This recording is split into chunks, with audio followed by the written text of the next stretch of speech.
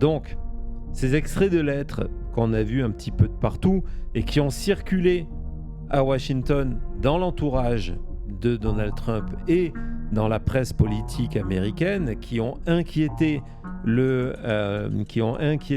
jusqu'au Secret Service, qui ont demandé à Donald Trump de se séparer de Natalie Arp. Trump a refusé en expliquant, pas ce qu'a dit Trump, mais le Secret Service lui a expliqué qu'elle était dangereuse pour Trump et dangereuse pour elle-même. Trump a dit non, c'est juste une jeune fille qui aime son président. La situation est folle. Ces fameuses lettres, hier en fin de journée, sur le site The Daily Beast, Michael Wolff les a publiées, donc on va vous les remontrer. Et Thomas, je voudrais que tu nous, que tu nous prennes par la main et que tu nous promènes un petit peu dans ces lettres. Donc c'est important, ces 2 notes, juste pour le contexte, et après je te laisse la parole, ces 2 notes imprimées, écrites sur son ordinateur et signées ensuite par Natalie, qui ont été retrouvées dans les affaires personnelles de Donald Trump, prises en photo par l'entourage de Donald Trump, vraisemblablement Susie Wiles, qui après ont été partagées au Secret Service et partagées avec certains médias. C'est suite à le sprint. Tout à l'heure, on vous a montré la photo. C'est suite à ça. Ces 2 lettres qui se complètent. Il faut les regarder comme 2 lettres vraiment qui sont en 2 étapes. C'est d'ailleurs ce que dit Natalie Arp au début. La première, c'est un mot d'excuse. La première lettre, c'est un mot d'excuse de Natalie Arp qui non seulement a, d'après elle, mal fait son boulot, on va y revenir, d'après elle, a gêné Donald Trump, on va y revenir. Donc c'est un mot d'excuse. Et le deuxième, c'est une note pour expliquer combien elle est dévouée à Donald Trump. C'est ça? Oui, mais les deux, en fait, sont liés parce que dans chaque lettre, elle présente des excuses. Et dans chaque lettre, plusieurs fois, elle démontre une envie vraiment d'être la meilleure version d'elle-même possible pour Trump et met en avant comment en fait sa vie tourne autour de Trump. Donc la première lettre, oui, commence avec cette scène où elle s'excuse à plusieurs reprises pourquoi elle était obligée de suivre Trump à pied à la place d'être dans des caddies. Et donc elle s'excuse plusieurs fois, elle demande qu'il accepte ça, qu'il pardonne ça, le fait qu'elle était obligée de la suivre à pied, qu'elle ne voulait pas faire une scène, elle ne veut jamais être la raison pour laquelle il serait gêné ou autre chose. Mais elle ne s'arrête pas là. Après, ce qu'on voit aussi dans les 2 lettres... Et avant ça, attends, il y a cette phrase, elle dit si j'ai fait quoi que ce soit qui a pu vous poser un problème, s'il vous plaît, pardonnez-moi. S'il vous plaît, pardonnez-moi. Donc, on voit qu'il a ce pouvoir absolu sur elle, quoi. Et on voit que c'était important pour elle de s'excuser et d'avoir ce pardon parce que elle exige, elle veut, c'est vraiment fort en elle que tout soit parfait entre elle et Trump. Que Trump la voit, elle dit, je ne peux pas accepter que dans tes yeux, dans vos yeux, je sois moins que parfaite. Elle revient sur le fait qu'elle lui doit tellement de choses depuis qu'elle a perdu son père. Ouais, et avant ça, sur la partie comment il y a toute une partie invisible du travail de Trump, c'est que apparemment Trump a dû se plaindre du fait qu'elle n'a pas répondu, qu'elle n'a pas envoyé des textos à tout le monde. Et elle dit ouais, c'est vrai, mais c'est parce qu'on est à l'étranger et elle ne doit pas avoir le bon abonnement. Elle dit, voilà, j'ai des problèmes de portable au niveau international, donc c'est pour ça que je n'ai pas répondu au nom de Trump à certaines personnes. C'est là qu'on voit que déjà en 2023, c'est pas que simplement ce rôle de human printer où elle doit lui apporter des articles de presse et des tweets, mais Trump, là, on l'utilise comme secrétaire pour faire toutes ces communications. Et je suis allé tout de suite vérifier, pour vous dire, petite parenthèse, avant que Thomas reprenne la parole, je suis allé vérifier immédiatement dans les documents publics que l'on a de Jack Smith pour me dire, est-ce que Natalie Arp a été interrogée par Jack Smith? Le problème, c'est que si elle a été interrogée, c'est dans le cadre de l'affaire sur les documents volés de Mar-a-Lago. Et c'est la période où elle est à Mar-a-Lago. Et c'est le dossier, le fameux deuxième rapport de Jack Smith, qui est toujours classé secret par la juge Cannon. Mais vous pouvez me clipper, je ne serais pas surpris que dans ce deuxième dossier de Jack Smith, on retrouve la présence de Natalia, parce qu'on voit, c'est elle qui s'occupe des communications téléphoniques, c'est elle qui s'occupe de tout ça. Et on voit donc dans ce deuxième paragraphe qu'elle a encore plus de mots d'excuses. Elle présente encore ses excuses pour tout. Et là, c'est où ça devient vraiment inquiétant, je vais dire, et tordu. Et c'est quand elle termine tout ça après avoir s'excusé à plusieurs reprises en expliquant qu'elle veut juste être parfaite pour lui, en expliquant comment elle voit Trump. Elle a commencé en disant comment elle aimerait être estimée par Trump. Et elle conclut en expliquant que vous êtes la seule chose qui compte pour moi. You are all that matters to me. I don't want to ever let you down. Je ne voudrais jamais vous décevoir. Et là, il y a encore une fois une phrase de fou. Merci d'être my guardian and protector in this life. C'est la phrase la plus religieuse qu'on va voir, où elle lui remercie d'être son protecteur, son gardien protecteur dans cette vie. Ce qui veut dire qu'elle croit à une seconde vie au niveau du paradis. Il y avait aussi cette note sur le fait qu'elle utilise des majuscules un petit peu n'importe où, comme Trump. Ouais. D'ailleurs, elle écrit comme Trump. Elle écrit comme Trump. Et évidemment, alors en plus, ce qui est vraiment troublant dans tout ça, c'est que il y a cette volonté de placer Trump au-dessus. Il y a cette volonté de dire qu'on sera jamais parfait. C'est de la codification religieuse américaine, cette espèce de mea culpa permanent, mais aussi QAnon. On va y revenir dans quelques secondes. Et là, elle revient sur cette conclusion où elle remercie Trump pour lui avoir offert des cadeaux. C'est ça, j'ai l'impression de lire une lettre où elle est là à se dire je suis désolé, je m'excuse que je ne pourrai jamais être parfaite pour vous. Vous m'avez donné le sens de la vie et donc ma vie maintenant, c'est d'être la meilleure version de moi pour vous. Ce qu'elle dit à la fin, c'est I will return a better person. Je vais revenir de ce voyage une meilleure personne. Pas pour elle-même. Toute la lettre, elle parle que de comment elle va être parfaite pour Trump. Et donc elle conclut avec voilà, je dois me dépêcher maintenant. On va repartir. À bientôt. Du fond de mon cœur, avec tout mon cœur, Natalie. Ouais. Et ce qui est intéressant, c'est que lorsqu'elle parle des cadeaux que Trump va lui offrir. C'est pas des vêtements de chez un créateur, c'est des choses qui ont été achetées à la boutique de golf parce que ça se passe là, et donc c'est des souvenirs. Et regardez, elle définit ce voyage avec Trump comme étant le voyage d'une vie, trip of a lifetime, coming of age. On est encore dans cette espèce de... C'est quoi le retour de Jésus discours, là pardon ? On dirait le retour de Jésus ou exactement, quelque chose. On est dans cette dimension-là. Il y a un côté messianique dans la manière dont elle s'adresse à Donald Trump. D'avoir été dans son entourage, c'est ce moment qui va la révéler. J'ai travaillé...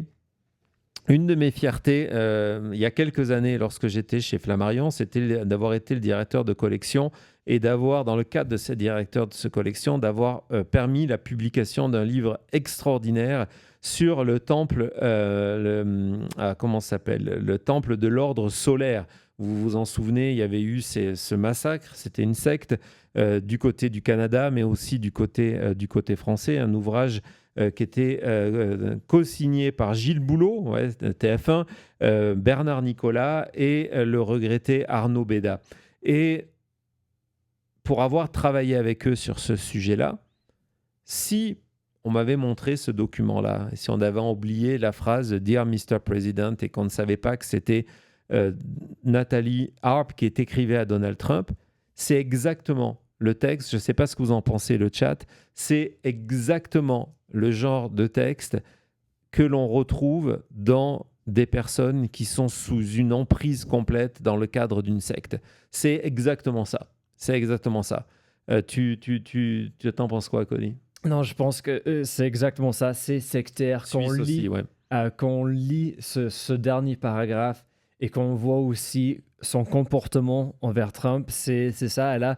Et on sait que c'est quelque chose. En plus, elle est QAnon, à fond dans le QAnon, où on pense que il est envoyé par Dieu sur Terre. Quand on lit ce paragraphe, ça rentre dans ça.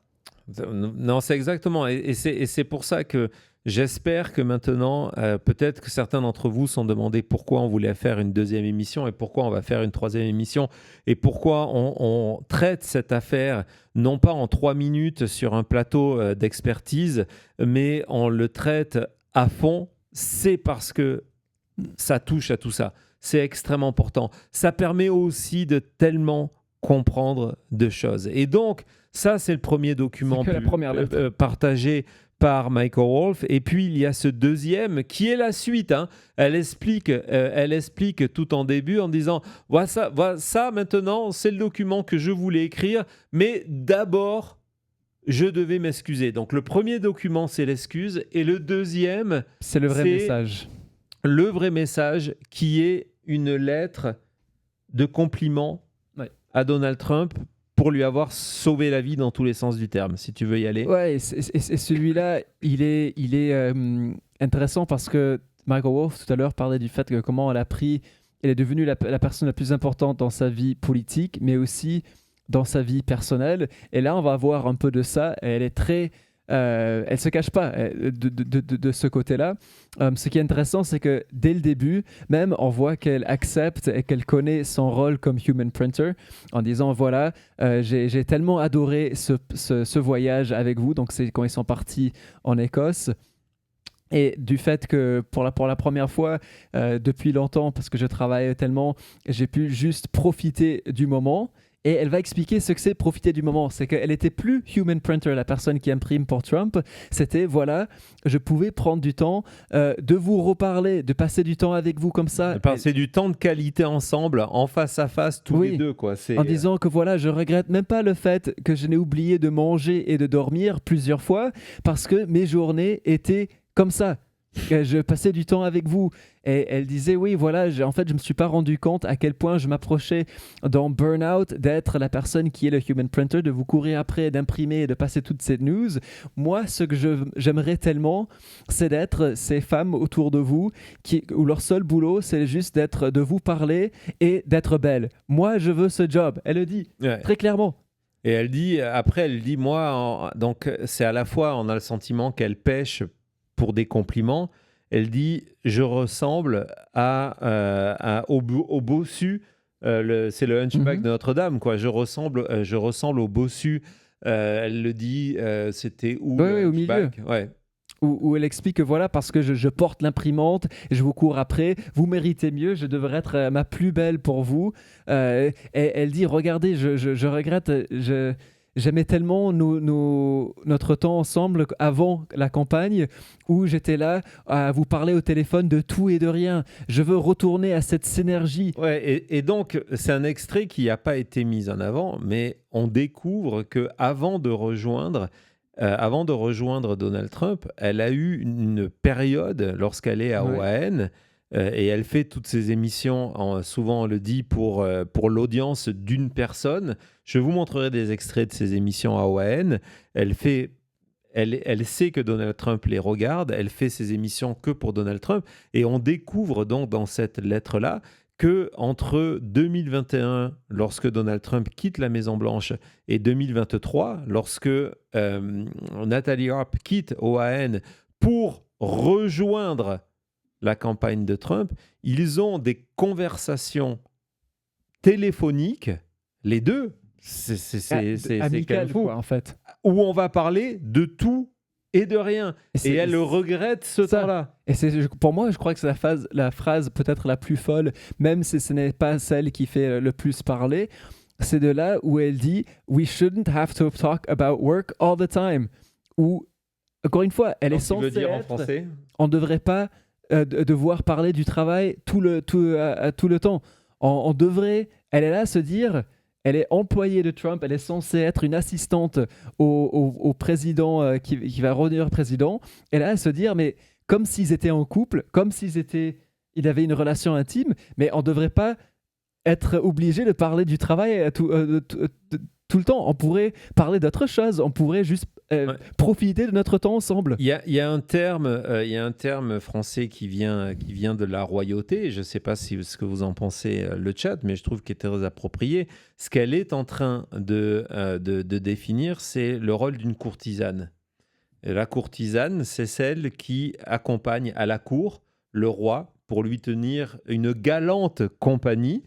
Donc, elle dit qu'elle aimerait être plus belle, qu'elle aimerait se mettre en avant. Lorsqu'elle parle du bossu, ça me rappelle ces photos, je t'en avais elle doit dans le dossier, où elle sort de l'hélicoptère pliée en deux sous le poids du sac de son imprimante. Elle dit non, moi j'aimerais être juste à vos côtés pour pouvoir le faire comme on le faisait par téléphone avant. Regardez le côté hunchback, vous l'avez à 100%, pour qu'on puisse discuter ensemble de tout et de rien et qu'on ne parle pas simplement de travail. Ça, c'était avant la Maison-Blanche. Ouais, je ne veux pas être cette personne qui est juste l'imprimante. Je veux être belle pour vous et passer du temps à juste parler et enjoy ensemble. Et elle regarde, elle cite même, dit voilà, j'aimerais tellement être là pour chaque conversation que vous avez, parce que c'est ça, je vais être avec vous quand vous avez les meilleurs moments, getting away from it all, quand vous êtes là à profiter de la vie et pas que de la politique. Je veux être là avec vous pendant ces moments-là. C'est fou. Je pense que c'est cette lettre-là des deux, voilà, c'est cette lettre-là qui a fait paniquer, on dit freak out, paniquer Suzy Wiles, du point de se dire wow, ça part tout de suite au Secret Service. Là, c'est quelqu'un qui est plus juste une employée. Et honnêtement, le Secret Service aurait dû la... Et comme si c'était pas assez tout ça, il y a ce dernier paragraphe, sa conclusion de ces deux lettres, où encore une fois, on retourne directement dans le sectaire et dans l'inquiétant de comment Natalie voit Donald Trump. Ouais, vas-y, continue, je t'en prie, t'es lancé, t'es super bon. Et donc, c'est ici où, encore une fois, elle se dit, moi, je dois devenir une meilleure version de moi-même pour vous faire plaisir, pour vous rendre fier de moi. Ouais. En disant, voilà, je dois prendre les meilleures parties de moi quand j'étais à OAN, quand je passais à la télé, on se parlait au téléphone, les meilleures versions de moi qui travaillent pour vous en ce moment, les mettre ensemble pour vous rendre fier. Et quand je n'arrive pas à le faire, quand j'échoue à ça, s'il vous plaît, dites-le moi. Pas juste dites-le moi, vous avez absolument le droit de m'insulter, de me casser, de me parler, cette phrase, de cuss me out. Cette phrase est folle. Vous avez le droit de m'engueuler, vous avez le droit de m'insulter, d'utiliser du cuss. Quand je le mérite. Si je le mérite, vous avez le droit d'utiliser des insultes contre moi. Pourquoi ? C'est une soumission complète. Parce que personne me connaît ni a mes intérêts en tête comme vous. C'est vous qui êtes toujours là pour moi. Insultez-moi, c'est pour mon bien. Merci d'être toujours là pour moi. D'ailleurs, regarde, elle ramène ça tout de suite sur « Je n'oublierai jamais comment vous étiez là pour moi, là, les promesses que vous m'avez faites après avoir perdu mon père. Et je sais qu'il est heureux pour moi maintenant. » C'est vraiment inquiétant, là, ces deux phrases. Il y a une dimension à la fois de soumission totale et de chantage moral où elle vient de faire des bêtises, elle a fait une lettre d'excuse. Et elle dit à Trump, voilà, vous m'avez fait aussi cette promesse après la mort de mon père de le remplacer et de jamais me laisser tomber. Hein, c'est ce qu'elle est en train de dire. Et voilà, mon père, où qu'il soit, et évidemment on parle ici du paradis, je sais qu'il est heureux de voir ça. Voilà, et pour finir, là, une phrase que je sais que Trump doit adorer. Elle cite Pride and Prejudice, une phrase en disant que voilà, I could not have parted with you to anyone less worthy. Elle va détourner une phrase qui explique je n'aurais pas pu quitter quelqu'un pour quelqu'un de moins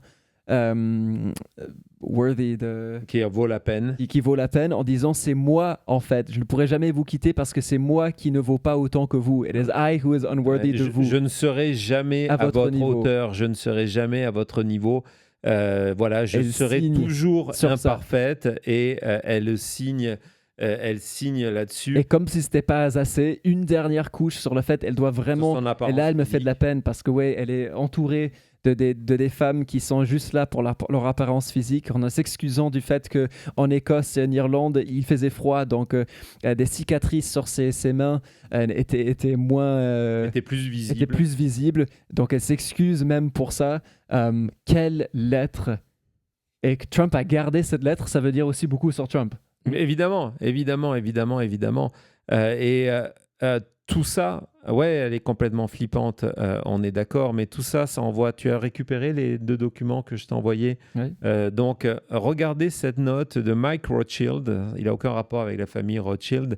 Mike Rothschild, il a écrit, avant d'entrer dans la note, il a écrit ce livre extraordinaire que, évidemment, je vous recommande, qui s'appelle The Storm is Upon Us et qui raconte la montée du mouvement QAnon et en général de